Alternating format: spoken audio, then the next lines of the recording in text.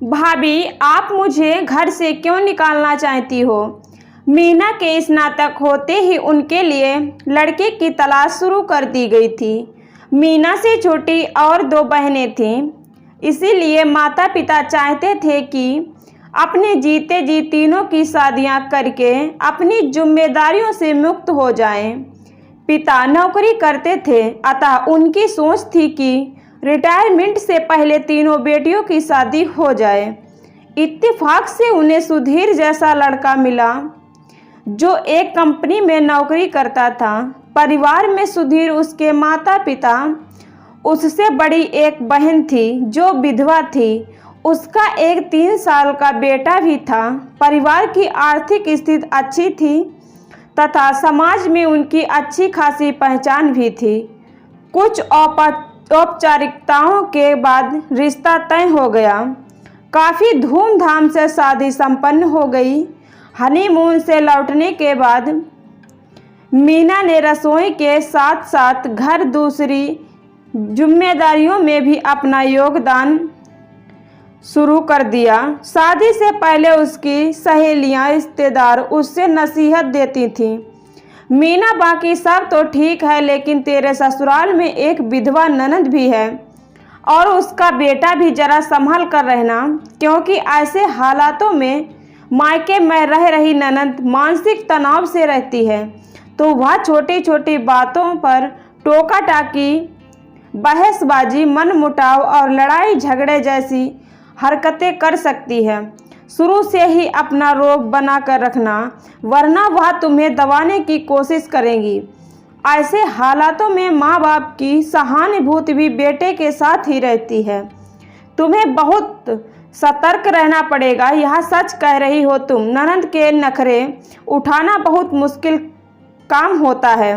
कई बार तो विवाहित ननद भी अपने मायके में इतनी दखलंदाजी करती हैं कि बहू का जीना मुहाल कर देती हैं। भगवान बचाए, लेकिन मीना की मम्मी ने उसे बहुत अच्छे तरीके से समझाया, बेटा, शादी के बाद रिश्तों को निभाना बहुत बड़ी जिम्मेदारी होती है। जीवन समझौते का नाम है। तुम्हारी ननद के साथ जो कुछ हुआ है वह उसका दुर्भाग्य है। ऐसे समय में उसे सहानुभूति की ज़रूरत होती है।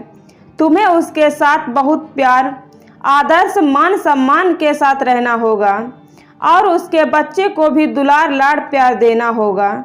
घर की बहू की यही कर्तव्य होता है कि वह परिवार को एकजुट बनाकर रखे और अपने व्यवहार से सबका मन जीत ले। माँ की सीख को मीना ने गांठ बांध लिया। थोड़े समय में ही अपने मृदु स्वभाव तथा अच्छे व्यवहार से परिवार के सभी सदस्यों का मन जीत लिया। एक दिन बातों बातों में दीदी ने बताया कि कैसे उसके पति एक्सीडेंट में चल बसे थे। ससुराल वालों ने उसे साथ रहने में इनकार कर दिया था तो उसे मायके आना पड़ा। वह तो बेटे के साथ अकेले रहने को भी तैयार थी। सोचा था कि कहीं नौकरी कर लेगी और जीवन गुजार लेगी, लेकिन माता पिता नहीं माने और उसे अपने साथ ले आए। जब वह मायके आई तो उसका बेटा 1 साल का था। वह किसी पर बोझ बनना नहीं चाहती थी, इसीलिए क्या करे, शायद किस्मत में ही यही लिखा है। उसकी व्यथा सुनकर मीना का मन पसीज गया।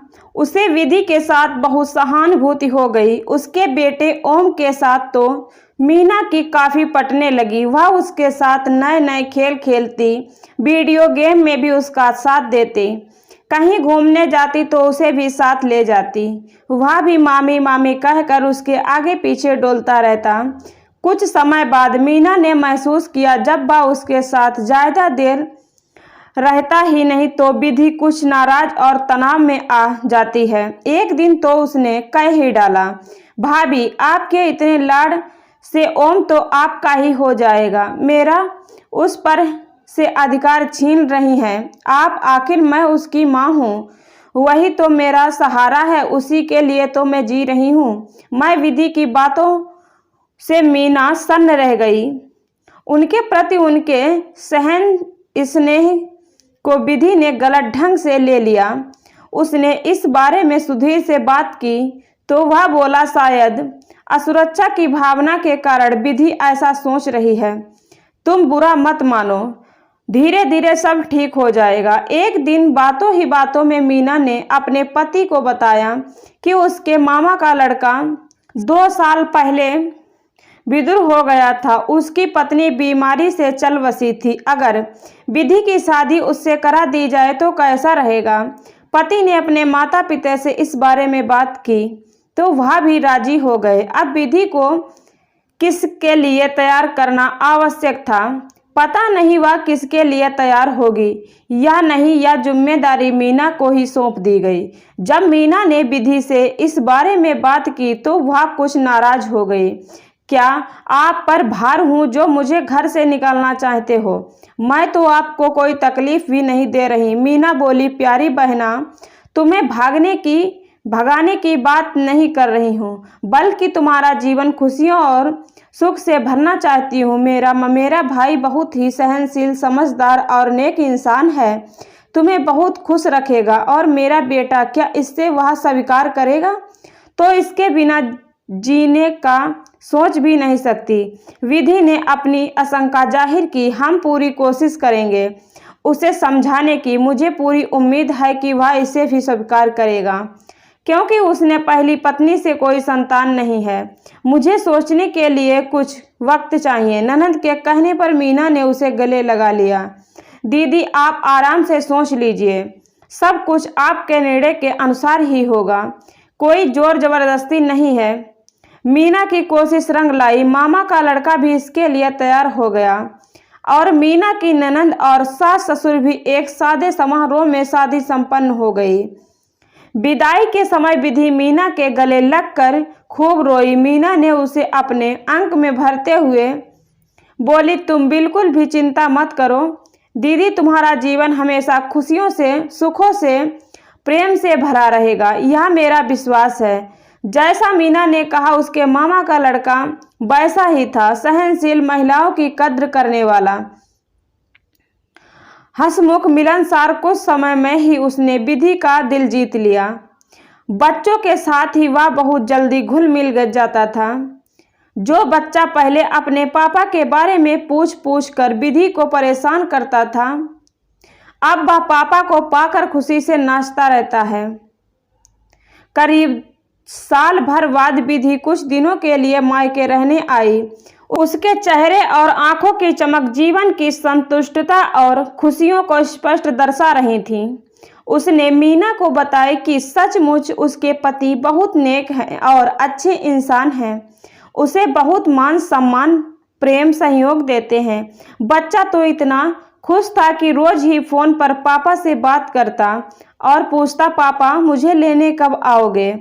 मुझे आपकी बहुत याद आ रही है। 1 सप्ताह बाद विधि के पति उन्हें लेने आए। विदा होते समय विधि भाभी के गले लग गई और भरे गले से बोली, भाभी, आपने मेरे जीवन में दोबारा खुशियाँ, उमंग, उत्साह भर दिए। थैंक्स। मीना बोली, दीदी, मैंने कोई एहसान नहीं किया, मैंने तो एक बहू का फर्ज अदा किया है। अपनी बहन जैसी ननद के जीवन में खुशियों के रंग भरने की कोशिश की है और ईश्वर की कृपा से उसमें सफलता मिल गई है।